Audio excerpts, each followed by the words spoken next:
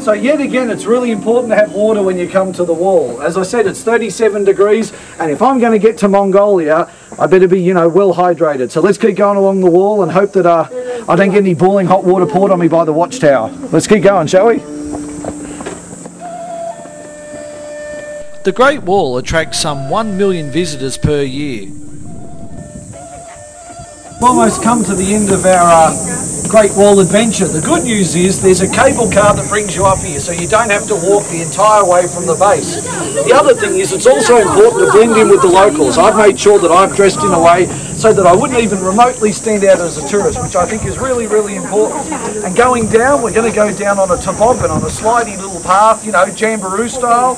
So let's get to the finish point. We're sliding our way back down, and then it's back down to Beijing. Let's keep going. Transporting the large quantity of materials was difficult, so builders tried to use local resources. Stones from the mountain were used, while rammed earth was used for construction out in the plains. Despite what you may have heard, the Great Wall cannot actually be seen from space. The story came about when a Chinese astronaut took a photograph from the International Space Station. It was so indistinct, the image, he couldn't even tell if he'd actually captured it. But based on this, the China Daily reported that the Great Wall could be seen from space, and so the story spread. When you come to see the Great Wall, do your research. There are many different sections of the wall you can see. Badaling, Murianyu, Jiuguan and Shanhaiguan, just to name a few.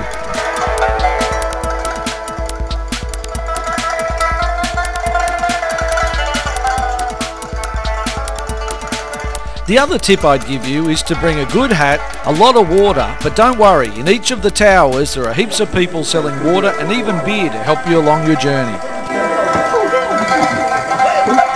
Good.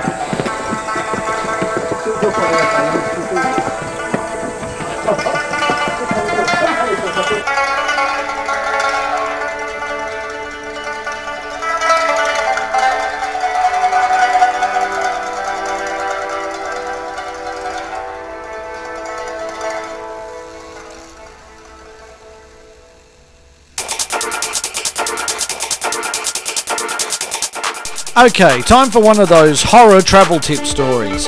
The toboggan coming down the Great Wall goes at great speed, which is wonderful.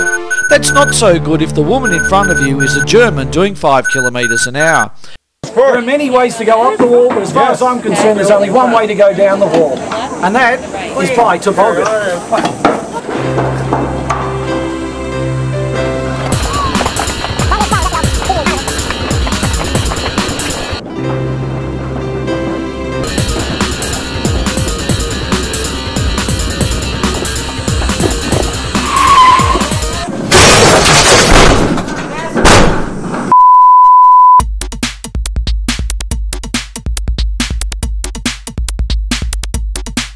Okay, so important travel tip, always have really good travel insurance. When I was in Beijing, I stayed at the Happy Dragon Hostel, where a single room in a hotel cost $30 a night. The standard was good, but not great, so hunt around and see if you can find something better and let me know.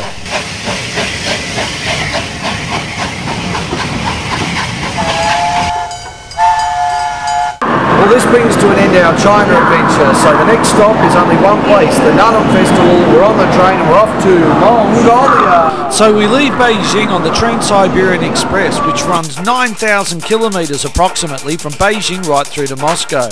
You better be patient though, because you can wait 6 to 12 hours at a border crossing.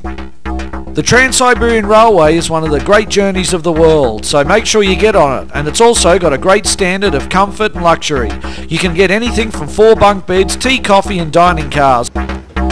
Well, here we are on board the train heading to Mongolia. We're at our first stop. It's a 30-hour train ride all the way from Beijing through to Ulaanbaatar. We're going to have to do a border change, but the decorations are pretty good. Otherwise, you know, it's actually a pretty comfortable ride. I said we'll see how we get on with the train ride. We've got some food, we've got some drinks, we've got some books, we've got some reading and writing to do. Let's see how we get on our way to Ulaanbaatar in Mongolia.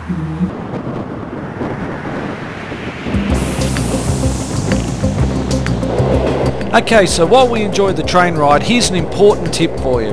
When you try and get a ticket on the Trans-Siberian, you'll often be told the tickets are sold out. The reason for this is that the hotels in Beijing buy up all the tickets. But if you go to the Beijing International Hotel, trust me, you'll get a train ticket for the Trans-Siberian and you'll pay less than half of what you'd pay if you booked it from Australia. As you travel on the Trans-Siberian, you'll notice the countryside change, from mountains and lakes and low-lying cloud to the Gobi Desert and dry and bitter conditions.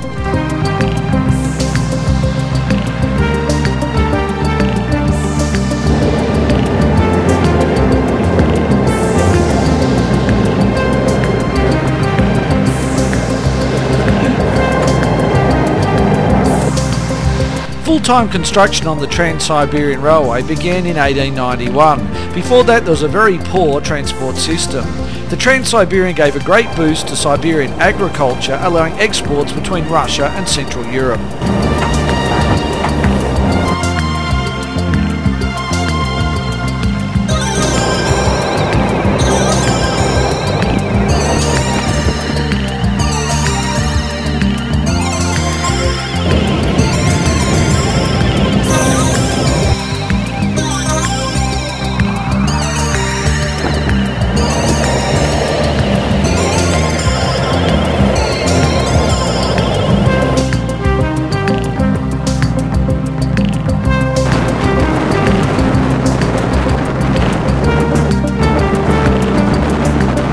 In Mongolia, the main updates to the line occurred between 1949 and 61.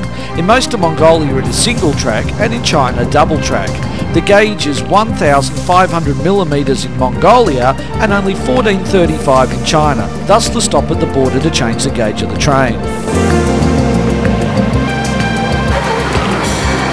On that note, it's time to say goodbye to China, but before we do,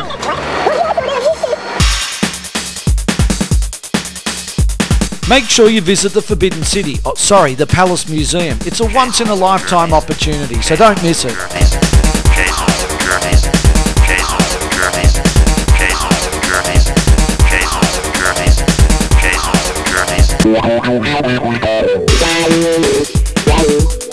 Don't miss one of the greatest man-made structures ever built. Get up and walk the Great Wall of China. Take the cable car up and take the toboggan down. But watch out for those German tourists.